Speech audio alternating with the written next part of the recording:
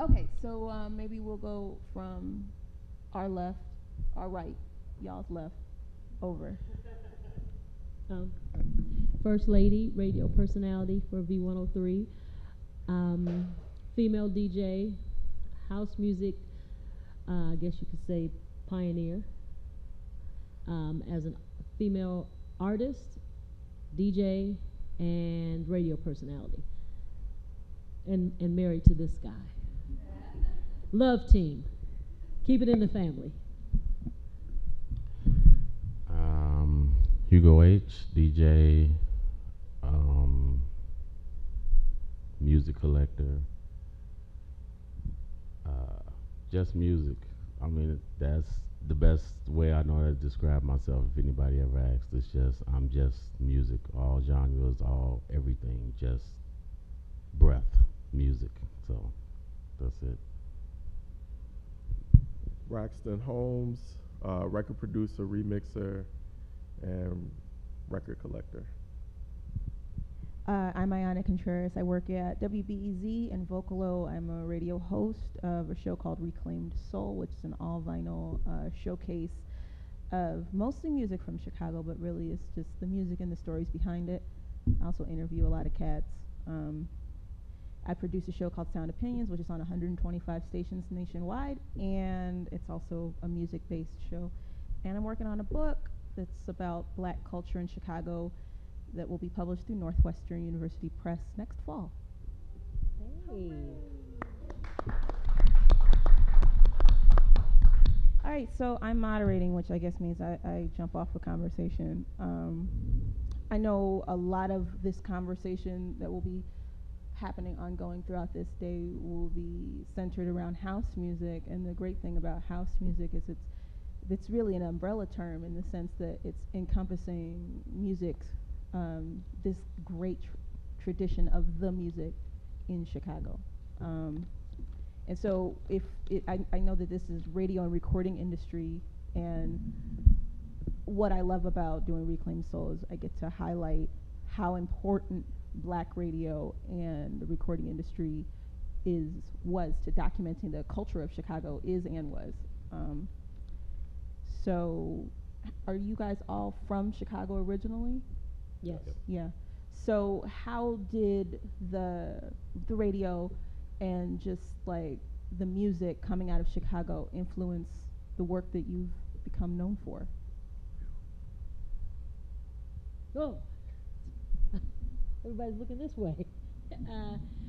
For me, radio, I was always a television person. Growing up, and still, you sit me in front of TV, I will watch Law & Order, SUV all day, Monk all day. So I was never really a radio person. That came into play by accident. My dad worked with Herb Kent for years with the Electric Crazy People on WVON. Wait a minute, hold on. Electric Crazy People. Yes, the Electric Kismet. Crazy People. There you go. And so, if you're not familiar with the Electric Crazy People, it was a team of people. So think about Saturday Night Live and In Living Color and shows like that you see on TV. Put it on the radio. And so they would do skits. They would make up commercials for non-existing restaurants and dry cleaners and stuff like that. And they had these ongoing characters, and my father was a part of that collective. And so I would be at the house, at Herb's house sometimes, and he became a godfather to me, if you will. And that was my first exposure to radio. Uninterested. I just wanted to know where the television was in his house because there was no visual. And I didn't understand as a kid how to make what I was hearing in my mind the visual. But being around them, I didn't realize how much I was soaking up about storytelling and creating a narrative that had a visual behind it and people could see things, and I didn't understand how powerful that could be, depending on the story you were trying to tell. As time went on, I started DJing. I will tell that story at another time as to why and how. I was 13 and I started to fall in love with music and the ability to mix songs together. Had no idea that I was one of only 2 female DJs at the time playing music. So had no idea about any of that.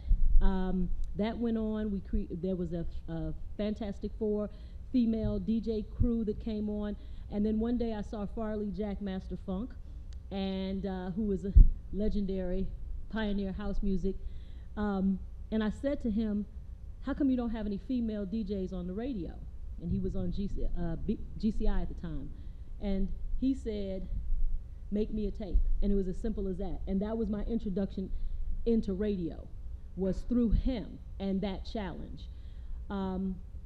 Got on the radio, did the mixes for a little while, and then went to Kennedy King College and actually started my radio career. And that's when I got bit by the bug to be on the microphone. And that's when it really started to click in how I could use the microphone to encourage people, to enrage people, to get people up off their butts and moving, and to just help people have a better day. And that's some of the same things that house music does. It can enrage you, it can make you feel love, it can empower you, and so it was just a natural thing to put them together. Fast forward, working in Chicago, New York, Flint, Michigan, Milwaukee, Indianapolis, taking that with me and trying to take house music with me too on the radio. Wasn't able to do it. They weren't as receptive, so I would use music beds. As I was telling stories or talking, I would use the music beds from tracks that Hugo had done or Braxton had done or Steve Hurley had done or Farley had done, and that was my way of introducing it. Radio has not always been inclusive of house music, which is bizarre to me, because when you go overseas, that's all you hear is some form house dance type music. So I think we're a little late on our own stuff in a lot of regards when it comes to radio, and we're constantly fighting that situation, especially here in Chicago. Currently, I'm doing the Friday night old school mix show on V103, which is a combination of disco, R&B, funk, some classic hip hop, and house music. It's not as much house as we would like. It's our music. It's like we need our own station, and it's difficult because sponsors won't get behind a station that's all house music. I'm not sure why. Why do you, I'm sorry. Go ahead. Why do you think a station in Chicago doesn't back homegrown genre like house? I think if stations, if we had, first of all, we have corporations now, and corporations are only interested in the bottom line. How is this going to put dollars in our pockets? And if it doesn't, they're not interested in it. They're not interested in growing our grassroots things that we're passionate about in the city. They don't care about that. That's not on their corporate agenda. And that's no disrespect to the corporate world. It is what it is. So what we have to do is we have to figure out a way. There's a new station that's it's an all-stepper station that came on board. I have no idea how they got funded. I wish I knew, because that is something that the house music community needs to get together and consider doing. There's a lot of house music representation streaming, but none on SiriusXM, none on iHeartRadio, you know? So, but it's okay, because it'll get there. It's just not getting there as fast as hip hop. There's money in that. There's always money. There's no money in being happy. There's no money in living a long life. There's no money in not being a criminal. There's lots of money in the world of, I'm gonna shoot you and kill you and stab you, and I got 6 wives and 4 baby mamas. There's a lot of money in that. But there's not so much money on our side from the radio standpoint of, you know, joy to the world, love. Well, there's not that. I have an example. I used to be the sales director for Clubhouse Records. We had a record called The Percolator. Yeah. That was huge, especially here. I never heard of that one. How's it go? Here in Chicago especially, but even down south, and you know, we couldn't get that record added to GCI's playlist. They would play it. Yeah, but not to the playlist. They wouldn't add it to the playlist, which would have actually helped because people would look at a Chicago radio, a major radio station's playlist to see what right. they're going to add to their right. to their station. Right, and they But follow suit sometimes. What the deal was, people would call and request it, and they would play it, and they at the time it was a very popular record, so.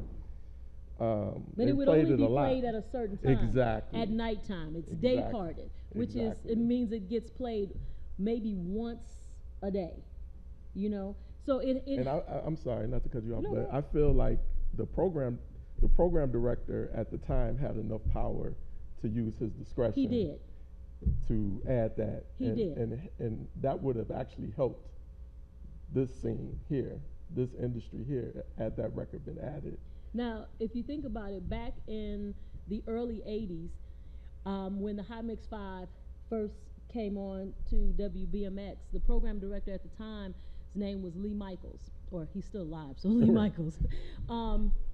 And he put these guys together and put them on the radio and really gave DJs, mixers, a larger platform, because there were other DJs doing mixes before then, like on KKC Friday Night Audio, and then the punk rock show that you were doing with Herb Kent. So there were DJs mixing on the radio before the Hot Mix 5. They weren't the first to do it, but they had the larger platform. And so they weren't playing house music in the beginning. They were playing, because it wasn't created yet, so they were playing Italio, and dance music. Dance music, some disco a little bit, Yeah. you know, R&B. So, and we all knew these songs for the most part, so it was safe, you know. Radio will not get behind something that doesn't already. They're not interested in creating anything new like that. If you're, But my wait a thing minute, is, hold on a I'm second. To sorry. clarify, though, not just commercial radio. Commercial radio is what I'm that's talking trying about. to sell you insurance and Sprite. Right. And yeah. But stations like the one you're on, Yeah. Vocalo, Vocalo. Yeah. they have the unique opportunity to do things that we can't do at B103. Because at the end of the day, there are other people making decisions about what you're going to hear that don't even live here. Right. That's just like there are people making decisions about what you see on the television that have no idea what your life is like. They do a survey of minority women between the ages of 18 and 34, and that make between $0 and $25,000 a year, and this is what they like. I'm sorry, just in this room, there's so many different. It's not monolith. Yeah, but requests, don't waste your time, doesn't mean anything. Please don't ever call a radio station, commercial station, and do a request. It's a waste of time, because it's done with research. They do call out research. You know, use a snippet of a song and decide, well, we'll play this or we won't play this. So there's so many other factors, and house music hasn't had an opportunity to get in there past a mix show. Every once in a while, like Elias, Follow Me, will get in there, and that one did get added Right. to GCI's playlist. But the thing is, they're out of New Jersey, and Mhm. we're here in Chicago. You know what I mean? It's always like that. You know, you leave home Well, that's and you the get all that saying. respect. That's the greatest saying that from DJs and everybody always say, as far as Chicago goes, you have to go away. It get huge. No matter how hard you tried to start it here. Go away, it get huge, then come back, then they'll accept it. But it's like somebody else has to put the stamp on it. What we've, already tried to create here, and everybody that really started in the house music stuff anyway was basically just giving it away. And it's like we're trying to give it to you and you won't take it. But then now we go overseas and Treat you like they kings. embrace it and treat you like kings and queens over there. Now you come back and it's like, hey, but just being a human, your first attitude is whatever. Get out of here. Right. I tried doing this with you, 5, 6, 7 years, and you was very just, no, I don't think so. No, I don't think so. And honestly, it's still like that today. you know, when we go overseas, there's a respect and an admiration that they still have for us over there. And I'll tell anybody that's going, even when they go and they come back the first time, I tell them, you're going to come back home and you're going to be mad. Because you don't get that love You're going to here. be really, really mad at the way they treat you, because over there, everything is you. The funny thing is, even in New York and places like that, they treat you. It's only here. It's only here. It's like I mean, at I go home. to, It's go like to a you're record just store in New York. It's like, oh my God, you know, sign this and Sign- take pictures with me. and Exactly. here- I oh, think let me that- take a picture of your daughter with you. And I think that it's like, speaks really? more to the point of who we believe we are, just as human beings, who we believe we are versus who other people believe we are. We never see ourselves at the level that other people see us at, because we are who we are. And you know, I put my pants on one leg at a time, like my dad. Don't do this, and they jump on, so I don't see it as special, whereas someone else will. And I think that's a big issue, and we take it for granted. It's not the same situation with blues. Blues is revered here in this city. You know, even though at one point blues, jazz, it has always at some point had this platform, and house music in this city, and even on a corporate level. But house music hasn't gotten that yet. But see, I don't want to wait to Yeah. die to get my. That's You know what right. I'm Get your saying? flowers. Yeah. Right. I to, want to mine get now. to get that recognition. It's like, please, can you please give it to me while I'm here? You Right. know, so Ayana, I mean, we've been doing this for the longest, so I think in the case of the blues and the jazz, I think what people found out is that it was easily commodifiable. yeah. And it wound up in the academy. And then they decided, we're going to do a festival, we're going to do all these things, and we're going to make money off of this thing. And maybe they haven't figured out how to commodify house yet. Well, they Well, have. the biggest They thing, haven't. the biggest Well, thing yes, with you're right, that part, commodifying yes. house music is, like First Lady said, no one wants to put money behind that. House music creates happiness, and people come to dance. And have a good They time. don't come to drink. Yeah. And that's yeah. where the problem with anybody putting anything behind house music We were comes at. socializing juice bars. We were doing Right. juice bars. That's it. Right. So from the Frankie Knuckles and the Ron Hardys and all of them, there wasn't alcohol. So right now everything Is is alcohol. alcohol based. Mhm. So if that party is not promoting drinks or drinkers, and house music doesn't, because house music is more of a feel and a way of life, and you're going and you're dancing and you're sweating and you're going to drink some water, be it your bottle of water, or you're going in the bathroom to drink some water or whatever, you come back out and you're good again. That's not helping the bar. Right. And again, the bottom line is, I'm not making any money. I don't need your genre of music here. Exactly. And I'm willing to take the chance that they're going to shoot Shoot up 'em and at tear up my club Yep. for the For the- opportunity to To have sell. bottle service. Right. And that's, and again, that's what it really boils down to. that it's sad, but that's what it is. It's a different society. Yeah. Our way of socializing was different then. Yeah. Our way of socializing Right. is still the same, but We socialize more over a feeling, a dance, a song, versus some smoke, a drink. Let's go outside and do this Let's or whatever. lean, It wasn't it's and like that. I used to get criticized a lot because I would play, and the bar would complain because everybody's dancing. because everybody was dancing and they wasn't making no money. Now, as a DJ, it becomes okay, well, I think I'm doing what I'm supposed to do, but you're telling me that I'm not doing it because they're not. So you want me to play bad, or you want me to start playing like songs that I know they have no idea what it is, so the floor can kind of like break down, and then they come to the bar. It becomes a thing of what exactly is it that you want me to do? And it used to happen all the time. I'm like, okay, as a DJ, our mindset is keep your floor busy. Right. Right. Not okay, well, okay, I done played good. They done danced a good 2 hours. I need to really mess up now, so they can go drink. Or you get somebody on the microphone saying, "Don't forget to go to the bar. Yeah. Tip your waitresses. Hey, we got fried chicken on the side. We the got whole burgers vibe. back there." Yeah, Killing the It's a whole vibe. constant sell. And all that stuff wasn't like that back then. You went to party, and now you can go to a party now and come back out, and you got to put your clothes in the cleaners because it smells like chicken grease. Yeah. So, because now, the clubs got food and they got all this alcohol and stuff, and it kind of it takes away from that era back then. And I don't like to live back then because everything is a perpetual movement forward. I just think things should be tweaked. Everything still needs to move forward. It just needs to be tweaked. Here's an example of how things have changed regarding radio and the recording industry. Besides technology, so technology is a given, but when people don't realize that a lot of these hip-hop artists have dance versions of their songs, they don't realize that Queen Latifah has put out house music, and they've danced to it, but they don't realize it, and the song clearly says, "Come into my house," and she's not talking about her house like where she lives with the living room.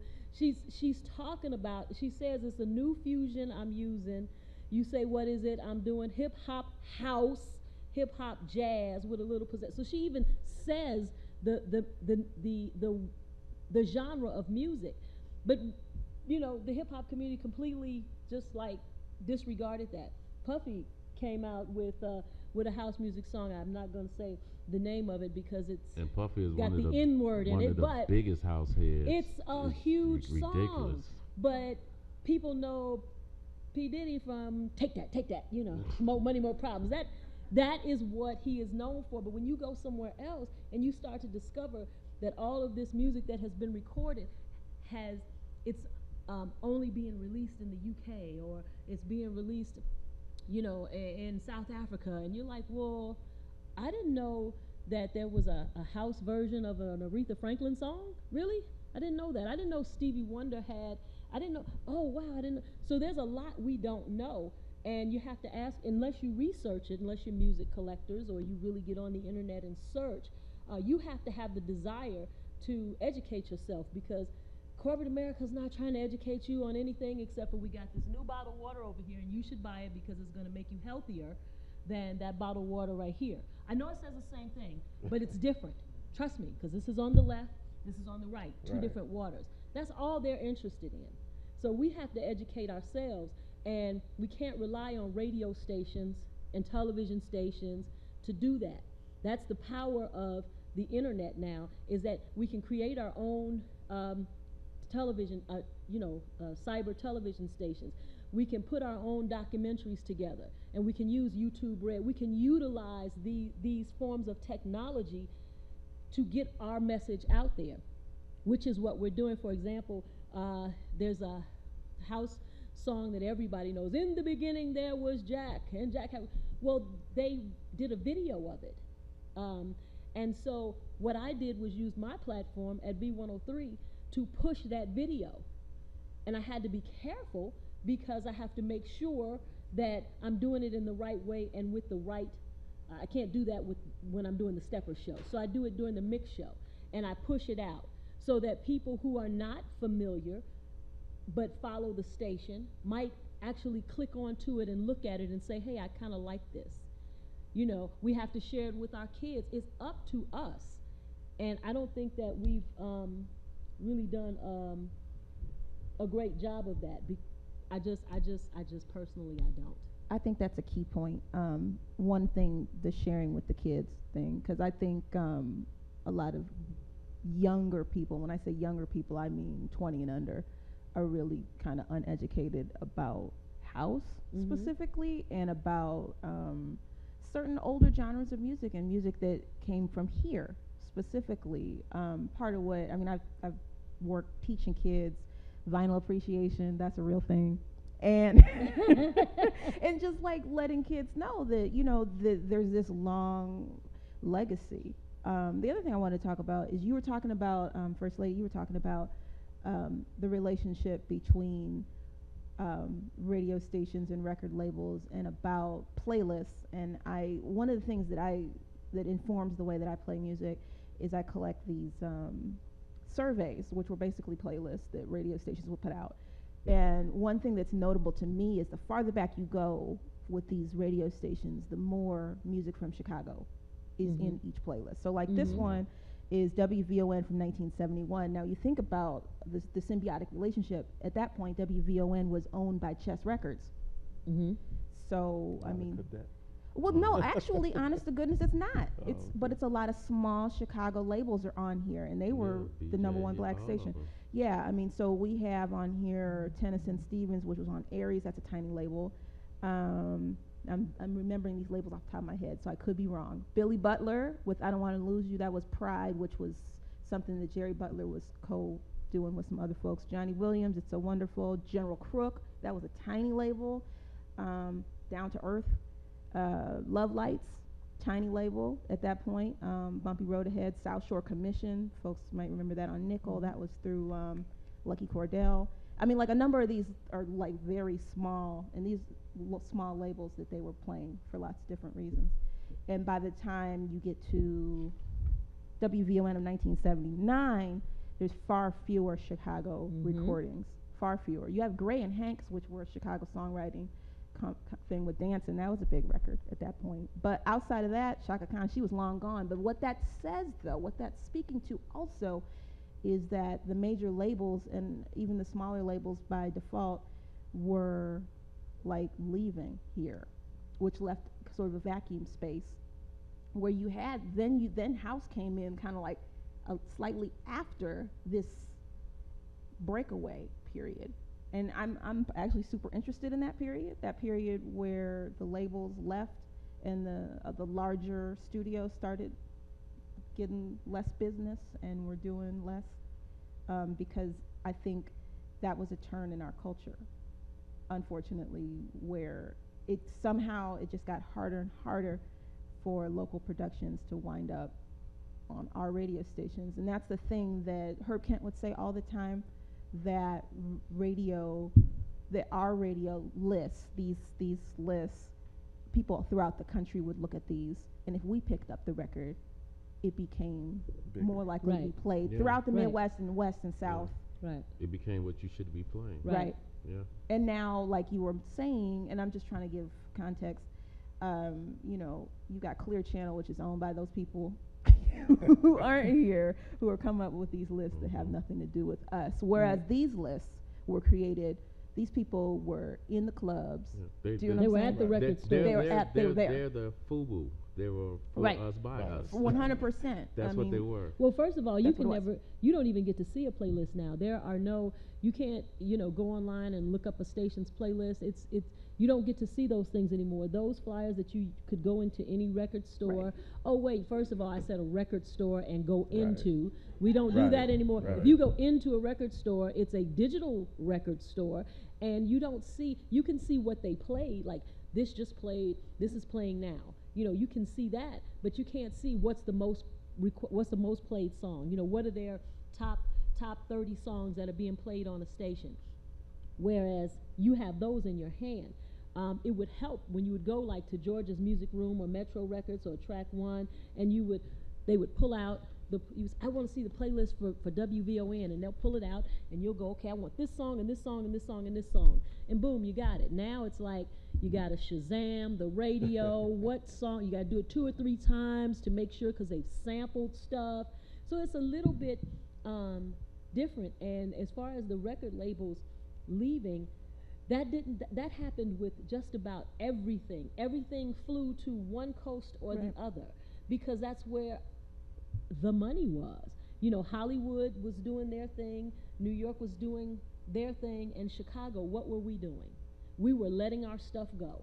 We were letting our people leave. We were leaving, is what I'm saying. Right. Which was interesting when Soul Train left.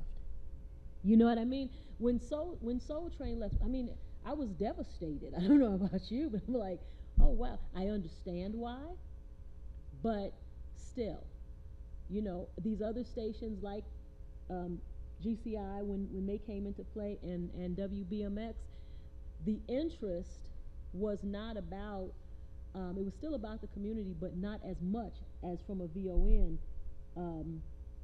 standpoint. Or WJPC, Or which was owned by WJPC. Johnson. Yeah. And Publishing. again, we're talking about the voice of the voice of the Negro, Right. so to speak, and then JPC being a part of the Johnson Publishing Company. Totally different Right. situation. That was, like Hugo said, for us, by us, because WMAQ and CBS radio, they were not focused on what was happening in our community. So Chess Records and stuff, this was a way for them to get their music played. If you've ever seen the 5 Heartbeats, it wasn't a thing where you got the 4 horsemen Right. doing Right, the right. song that Right. the 5 Heartbeats made. You did have a lot of that. So this was our way of being able to hear our own voice, our own self. But that's gone now. Right. So speaking of WVON, you mentioned the Electric Crazy People. I know a lot of folks here probably have never heard it because radio is a kind of an ephemeral thing, but they did put out an album. Can I see that album? Yes, you may. I want to play a clip for you guys. Y'all want to hear? Yes. It's a trip. I'm just going to warn you. Turn it on the back. Rudolph in Orlando.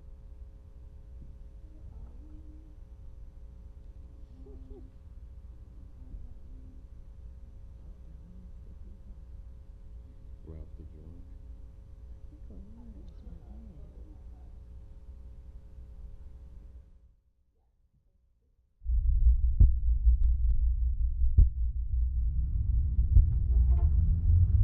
Standing next to me is a man of the street, as they call it. Could I please have your name? My name is Rudolph. Eldorado driving. Suede shoe wearing. Bell bottoms and bunch of diamond rings and things all up on me. Mean hat up on me. Yeah, well, Big money.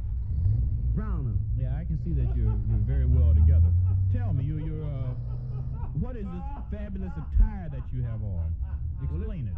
This attire that I got on, it just come with the sequence that I just left. See, I just left a plush together place to where this is mohair combined with the best of the silks of the Chinese. Yeah, okay, now that we know that you stole it.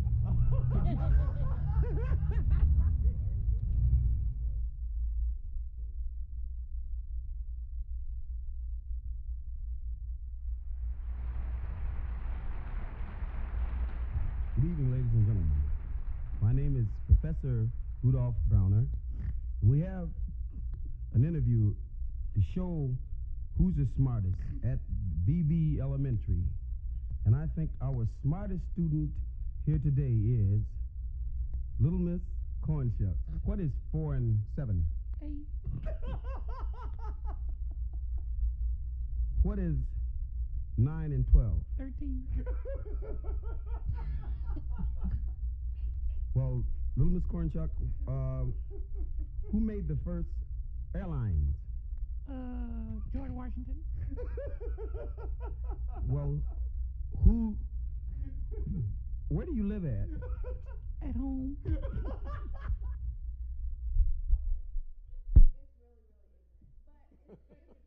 But that during that time, it was not. We weren't as sensitive to things that we were saying back then. So it wasn't. It was kind of buffoonery, but but not.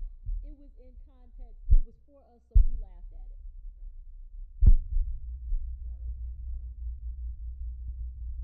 And now, Rudolph Browner, are you ready for your laughing lessons? Yes, Mr. Kent. Right on. Are you ready? Yes, sir. Repeat after me. All right. Ha! No. Oh, I'm sorry. No. It's like aha. Aha. Right, that's good. Now, second lesson. Ha ha. Aha. Very good. You're a very good student. Third lesson. Ha ha. Aha. Now for the fourth lesson, we let ourselves go a little bit.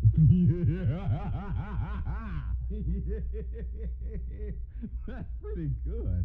All right, for the fifth lesson. the sixth lesson.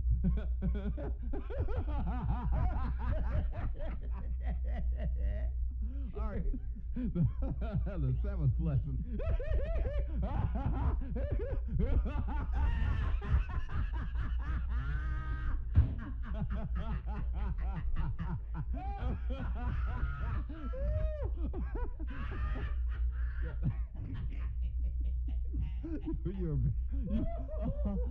You're a very good student, and now go for yourself. There's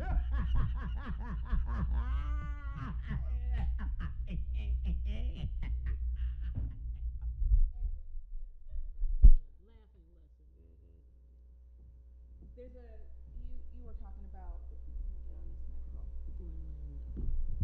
You were talking about how there are actual stories told and skits and different things like that, and these were things that would actually be on the air, like they would play these little skits, and I think they're actually super hilarious. And it's also interesting because there were so many small labels. There's a lot of things that have wound up on album from that period, from 1960s and 1970s, that otherwise wouldn't have been documented. How many Shock records? How many different things came out on Shock records? On Shock, I don't think there was very many LPs at all. There was some singles like blues and different types of things. Like now, was this through? This was through Chess? No, it wasn't through Chess at all. This was a different consortium of black people putting out an album. Oh, okay, word. So 1971. Al Johnson Cadillac. Mm-hmm. Wow. Right on. And it was recorded at Paul Serrano Sound, which was a very well-known, popular recording studio. Mm-hmm. Something else that was interesting was WVON put out an album of their jocks, which was really interesting to me. I have those. Now, we have the internet, and their blogs, and you can go to the the Jocks blog and hear their show from last week. But they actually invested the money to print up this vinyl, and then people bought it. Right. They bought these jocks talking about whatever, or it was their show. Who does that now? Nobody. So I think we had a different appreciation for what we brought to the table because we understood the struggle was real, and back then, being a part of a movement, you take it more seriously. Right now, this generation, I could be wrong, could just be me, but everything is handed to them. They don't have to wait for anything. They don't have to wait for their food. They don't have to wait for their clothes. They don't have to go to the store to get them. They can order them online. They don't have to talk to people. They can FaceTime. They can DM. We couldn't do all of that. They can download a song and listen to it on their phone. We couldn't do that. Even recording-wise, like I used to have to save up money to go to the studio. Now you got the studio. Right, now you can do it on a $300 computer. Yep. You can record songs on your phone. There are actually apps now for recording music. There's a company called Sam Broadcasting. You can look it up. You can start your own radio station online. All you have to do is have the ability to understand how to insert things where they go, point and click, point and click, point and click. This is a point and click world. Yep. We didn't grow up in a point and click world. Well, you could point, and we could do that, but there was no click. Right. There might have been a slap because your parent says pointing is rude, right. But we had families did things differently. Now you sit down and you might eat together for the holidays, or you might all gather for the holidays, but you don't all sit down and eat together. Everybody's eating at a different time. The respect for your elders there is no respect for elders in a lot of ways. So it's just a different time, and I think in regards to house music, we have to figure out, like our daughters who are 20, 23, 25, and 27, they know about house music because they grew up in a house, and sometimes now they come and tell us about artists, who are younger in their age group, who are making dance/house music. And that's another thing that I wanted to touch on when you were talking about seeing how to monetize house music. There are conferences all over the world, and even here in the United States, that are all about dance music, all about house music. We're going to one in October, Amsterdam dance event. It's 5 days of just dance music. Now they do have hip hop, they do have that too, but I'm talking about house, techno, drum and bass, some hip hop, like everything, all genres of music. But the lead part of it is the house and the dance thing. And I think, you know how they say a rose by any other name is still a rose? Well, house music has so many different names, but it's still house music. Right. And so we don't, rap, it was rap, but somebody got the bright idea, rap is too urban. Let's call it Let's make it hip-hop. fun. Let's call it hip Call hop. it something else. It's like, no, my name's First Lady. You can't call me Ginger. That's not who I am. And that is what has happened. You have the house music, the club version. It's a house version. Just put it on there. So I think when you talk about Terry Hunter and Wayne Williams did a song with the recently passed queen of everything, Aretha Franklin. Now, who would have thought Aretha Franklin would do a house song? Well, because we danced to a lot of her songs. But this time, she did something for us. But now, how many radio stations will embrace that particular song in the United States? And she's Aretha Franklin. She's the queen of soul. How do you deny that she recognized this music as something that needed to have a platform? She gave her platform to help us propel. We need the generation that was before us to help us, to guide us. And then we need to guide the next generation, if they'll listen. They don't listen. But I think that's another issue, is what things are called. See, it's not a house mix, it's a dance mix, it's a club mix, it's just a remix. You know what I mean? It's a fast version. Call it what it is. Record industry, music industry, it's a house mix. I think in terms of radio, though, part of the problem is there was a thing in maybe the late 1970s, it started in the late 1970s, called narrowcasting. So basically, rather than having a top 40 station, there'd be like 15 different rock stations. You know what I'm saying? Right, to deal with all the different minutia of types of rock and roll music there was. And with black music, black stations, that didn't happen in the same way. So the way that a programmer will get away from playing certain stuff is, well, that's not our format, right? Like urban adult contemporary, you know what, if you're not Kim or whatever, I mean, nothing wrong with Kim, I'm like, but you know what I'm talking about. If you're not like some certain specific stuff, then we're not going to play you. But that just happened. That just happened. That just happened. Historically, that hasn't been the case. Yeah. But the core artists. That just happened like the late 80s when Exactly. V103 was really the first station to break away. Well, yeah, the first station to break away and just service the adult ages 25 to 54. And how they broke up these age groups, I have no idea, because it's 18 to 34 and then 25 to 54. Right. And then there's a small crossover between the 25 and 34-year-old. And then you have it goes from 54 and then like there's kind of nothing, and then it's 65 plus, and the 65 plus have become the gospel stations. And when I was programming a gospel station, my thought was, you don't start loving the Lord at 65. So let's create some, I'm just being serious. So I want to create something for this young man sitting here. So I turned to Hugo and I said, can you do some holy hip hop mixes for me? Can you, or some gospel mixes? So he had to go and search out your holy hip hop artists, and it's just hip hop that's rapping about God. There's no shooting and killing type thing, and if so, it's talking about how to come out of that situation.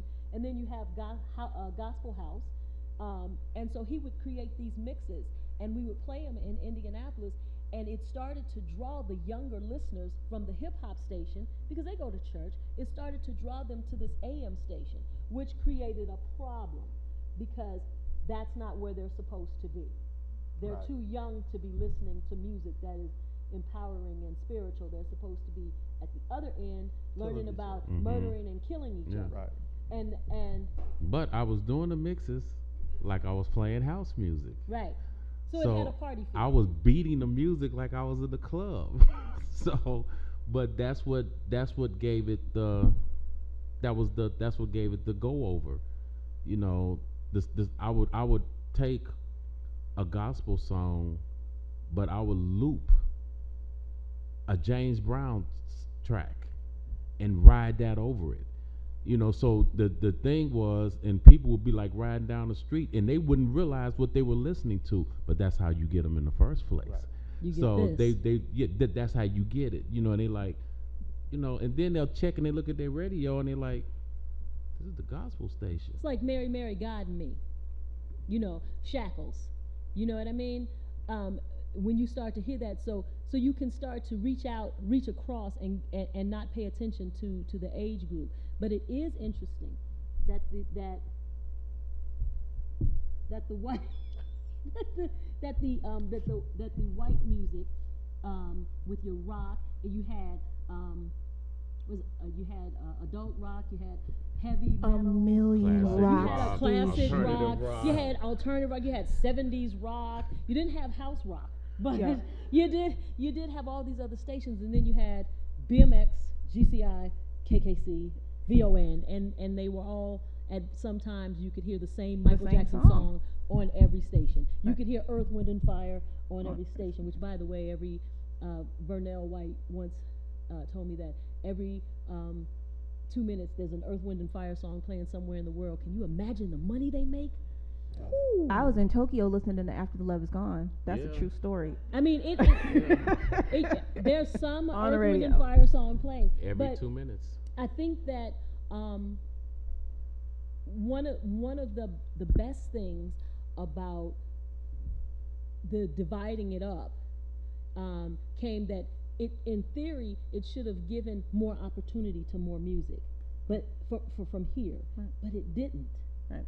It didn't. We're having a hard time getting Teresa Griffin, who's an amazing artist from Chicago, who has an extremely wonderful voice, Right. and who can outsing. She was on The Voice, who could sing so many people under the table, but it's difficult. Which is why she's not on The Voice.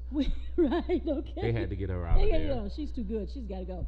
But it's difficult to get her songs on V103. We did get Distant Lover on there for a short time, but she's an amazing artist, and there's no place for her to go. We used to have on GCI Chicago Home Jam, and we would spotlight. No more of that. You want to spotlight somebody, put them on your blog. And that's not cool, but that is the way it is. I'd like to give a shout out to college radio. College radio, it's another way to go. I was influenced a lot by WNUR, WKKC, WHBK, Yeah. um, CRX. CRX. Yeah. They did a lot for me. When I started my recording career, those are the only stations that would interview me and whoever I brought with me. That a lot of times commercial radio gets a lot of pub, but college radio in Chicago, especially in the 80s, was incredible as far as, you know, learning about the music that I do, you know. So Right. So again, non-commercial. Right. So Right. the commercial that's the one that's not trying to sell you right. Toothpaste. They just wanna toothpaste get it or right. whatever. Right. They're just trying to put it right. Well, and the And what you're saying spontaneity there. that we had on college radio, because we actually would go.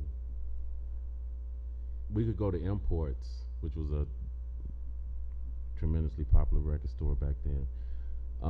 We can go to Imports on Friday and play that record Friday night. But what did you just say the name of the store was? Imports. Imports, which means it's not from here. I mean, they They sold sold they music from sold here. domestic, but back then, well, that's because back then it wasn't house. Right. Right. We weren't playing house. Back then it was dance music. So that's what we were playing. But to have the freedom, minus profanity and stuff, to just play what you wanted to play.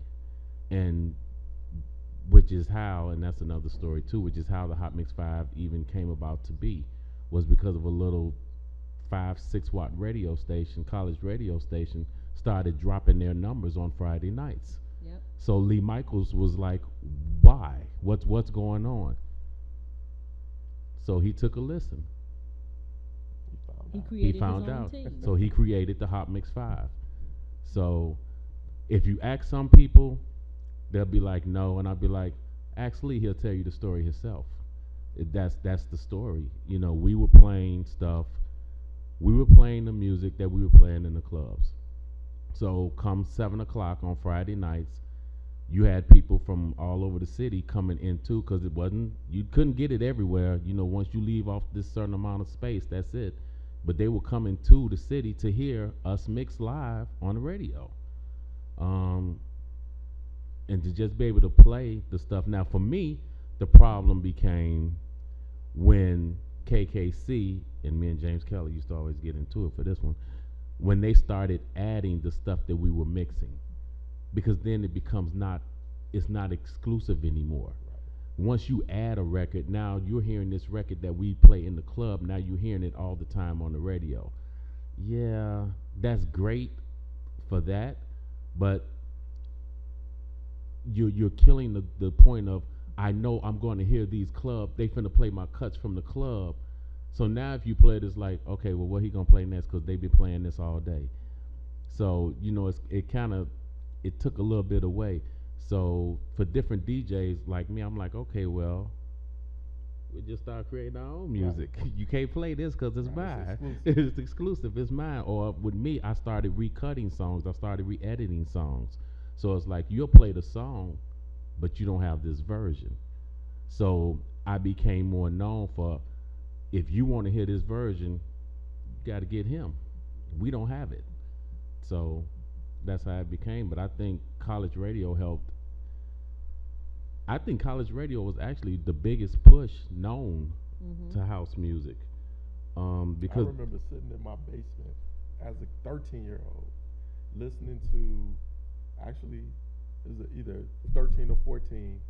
They had an in-store, and I forget where the in-store was. I'm going to say Imports, for Jesse Saunders. On and On. On and On. Yeah. Vince Lawrence. They had a live broadcast of that, and I was just sitting there like, man, wow. Right. If they can make a record, I can make a record. Right. You know, these are people that I've seen. Right. You know, that kind of and that was right. the whole thing. The whole thing about it was, when we got the machines, for us, it was having something that the other DJ didn't have. So we would make these tracks that only we had. It's like, okay, records, everybody could go get the same record, but everybody couldn't go get this track. So you had to have, so we started just making these tracks. And Jesse did the same thing, you know, with the On and On. I never played Jesse's On and On because I had the original. I played the tracks on those. Yeah, well, and the crazy thing, two songs that I actually played first, period, in Chicago. One, Percolator. Cashmere, when I was at the warehouse, Cashmere brought the record down to me, and I still have the cassette where I got on the mic and said, brand new music from Cashmere, and it was Percolator. And I that the case for that, I was sitting in the office doing that together, so you could have just I appreciate just spark I appreciate that. Just spark their moment. Yeah. So when he gave me what was the other one? Percolator. I know Marshall Jefferson brought Move Your Body. Well, we to you and well Mike we was doing, a lot of people didn't know that Move Your Body, the original background was me, Tyree, and Mike Dunn. That was us going, move your body, because we had it. Marshall, there were no words to it yet. It was just an instrumental. Curtis hadn't even wrote the words, so Gotta Have House, that didn't exist then. We just had the instrumental tracks. So when he finally did the Move Your Body and stuff, it was like, wow. And Marshall still tells that story. He was like, these three cats, they had everything I ever did before Frankie, before Ron, before anybody. I gave it to these three cats because they were the ones in the city. Ron and Frankie were at their respective clubs. They weren't all over the city like that. You know, Ron was in his spot and Frankie was his. This was before they started going out, because if you're older, you know that they didn't do as much going out as people think they did. was at the box from 11th and 326. Frankie was at 206 to 1015. And these were their clubs that they played at. They didn't play other places too much. Like Mendo And all that. That hadn't started yet. Candy store, they weren't doing all that. Yeah, that hadn't started yet. So Marshall was like, well, actually, y'all are the cats that I see, doing all these parties and stuff, and the school parties and all this stuff. So that's the thing. I used to give Tyree tapes. Like, listen to this. Because he was accessible. Right. Like, I could actually you touch could actually him, touch. I mean, people couldn't touch Frankie and Ron like that. So because they were in their clubs, and you didn't walk up, hey, here. Right. You didn't do that. Well, until later. Ron would take it. And I was just going to say Ron would take it. Frankie was a little bit more selective, but Ron would actually take the song. If he liked it, he would play it right then. Like when Acid Tracks came out, he did the same thing with that. So, but the college stations really helped. Oh, actually, the other record was Jesse Sanders' On and On. He brought it up to the station while I was playing. And I mean, I knew Jesse because we did parties together and everything. The records were still warm from the plant because the plant was on 38th Street. So the records were still warm. So I played the On and On. I'm like, I already have the original On and On. I really didn't like Jesse's version. So I flipped it over. I played the first track. That's nice. No, so I ran through the tracks. So I hit the first one, 119. Right.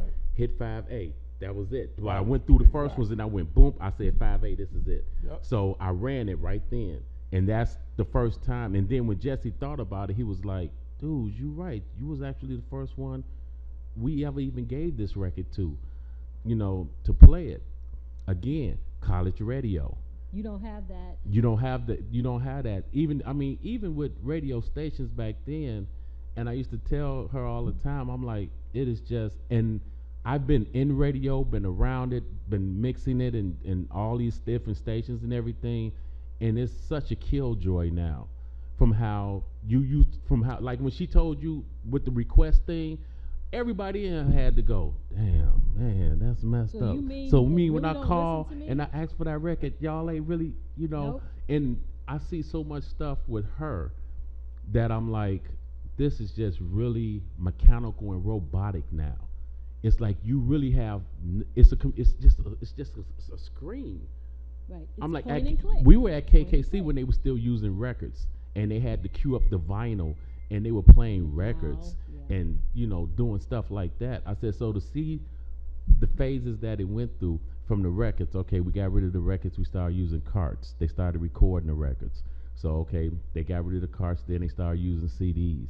They got rid of the CDs, and now it's just everything is just like automated. Everything's in a computer, and I'm like, Which I don't also know. limits the playlist.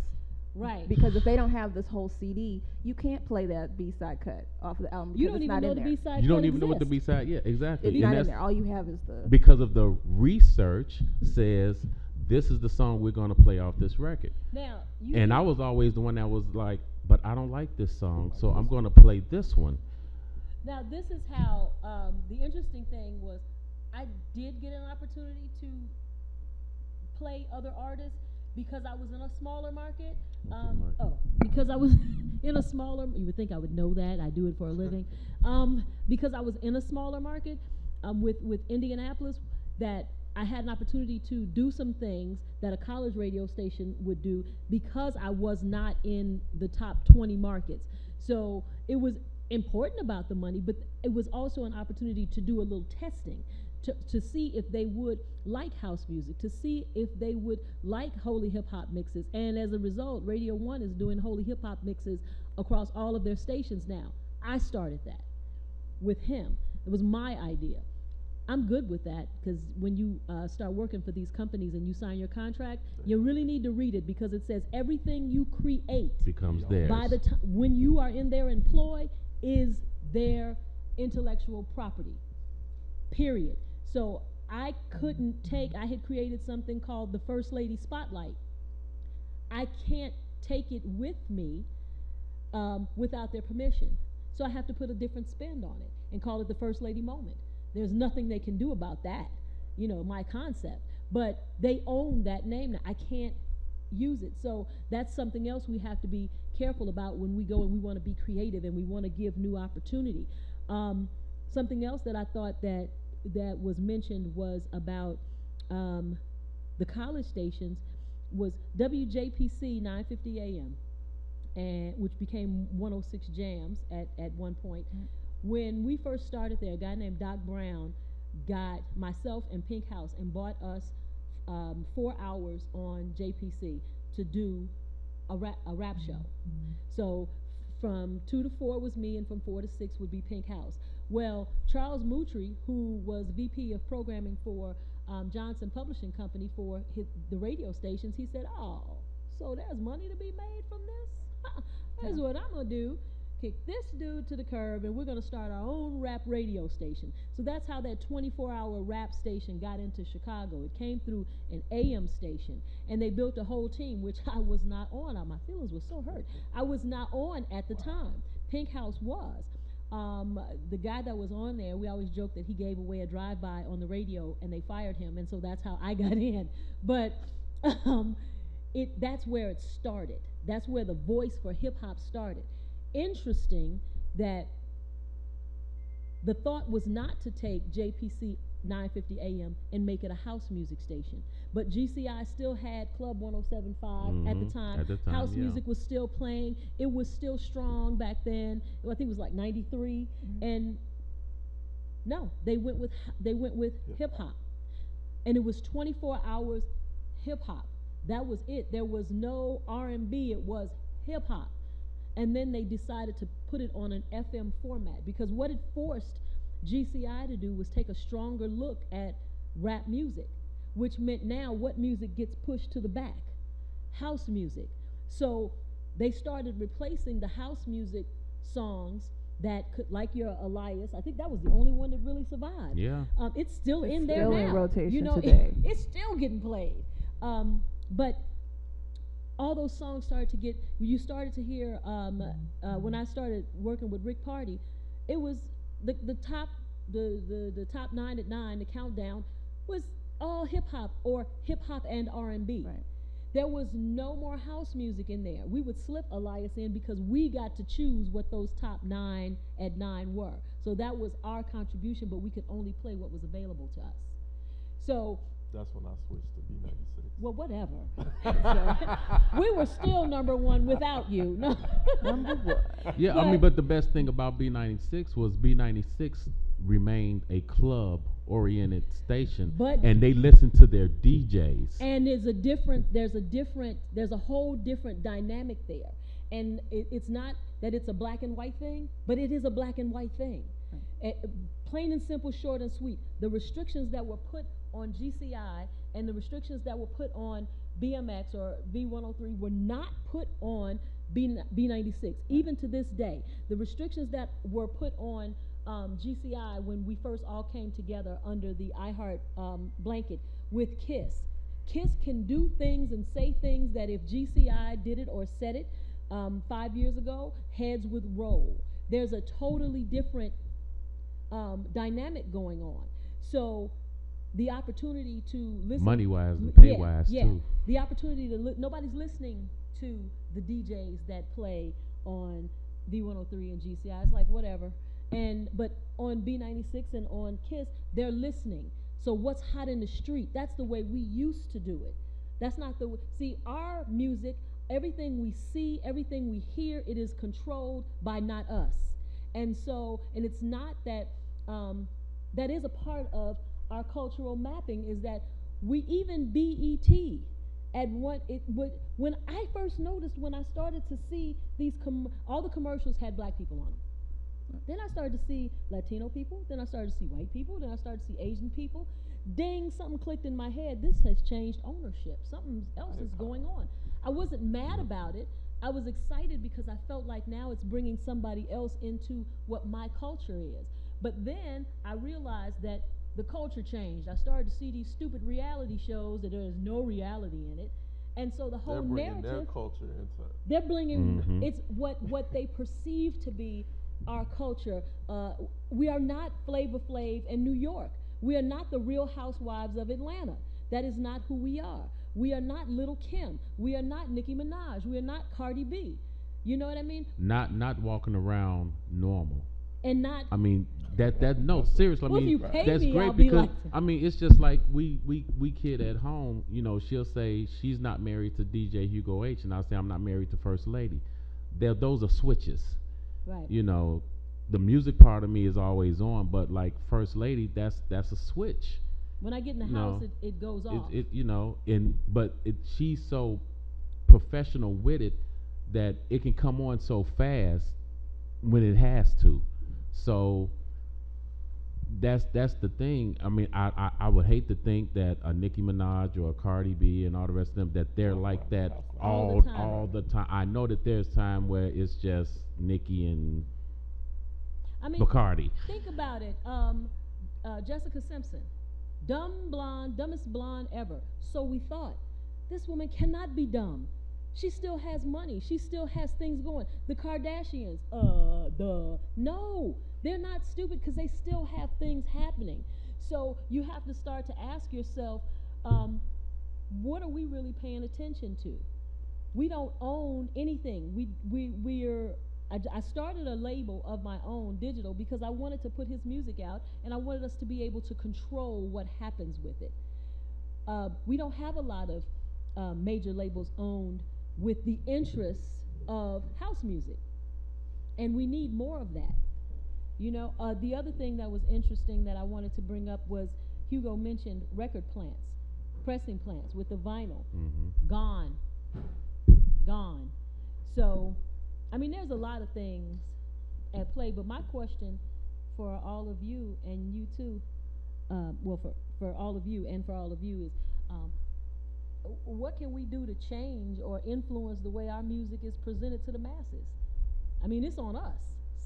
So, I mean, what can we do? So I think that's the thought that we should hold with us today as we go into these other sessions, because the mapping is one thing, but the moving forward with the culture is what this is all about, right? Collective economics, I believe in that. Yeah.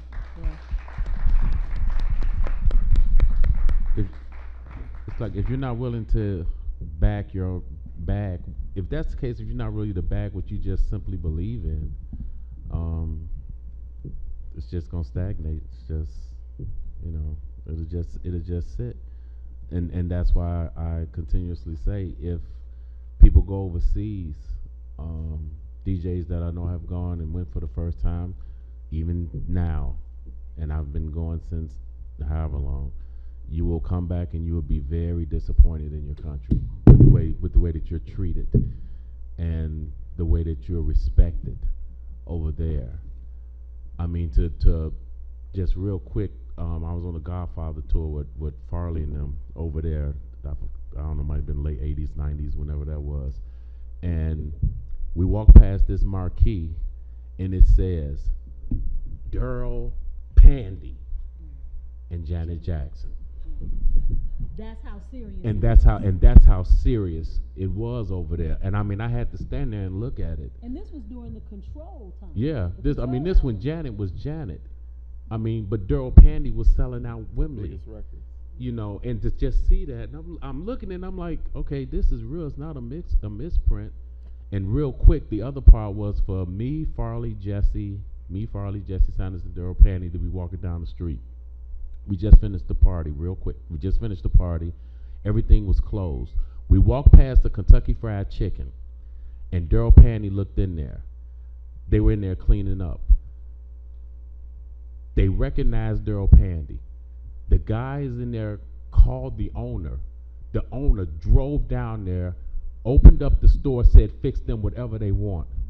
And to this day, I'm just like, dude, you had them open up a Kentucky Fried Chicken to fix us something to eat, because he was Durl Pandy, not Janet Jackson or none of them. He was Durl Pandy. And he just looked in the window because everything was closed and we were hungry. And he looked in the window, and the people in there that was working recognized him. They called the owner of the store. Him and Michael Jackson. That was it. They opened the store. They opened the store. He was like, he told them over the phone, cut the grease back on. Cut it back on, fix them whatever they want. The owner came down, brought his family, took pictures. That's crazy. You know, and I'm still like this. They opened up a Kentucky Fried Chicken. They were closed. They were in there cleaning, but they saw Daryl Pandy, and to see that marquee and see Daryl Pandy in letters like this, and Janet Jackson, Like this. you know. If you're not familiar with who Daryl Pandy is, go to YouTube, put Daryl Pandy in, and his videos will pop up. If you're not familiar with Teresa Griffin, put in Teresa Griffin. She will pop up. Any names that we said, just go to YouTube or Google the names, and you can see who these people are. You can hear some of their music and know what they've done if you're not familiar, or if you just like to share it on your social media pages to inform other people in your lives that follow you. Yes, ma'am. Or you can add it to the map. Or you can add it to the map. Add it to the map, right. Which is what we're trying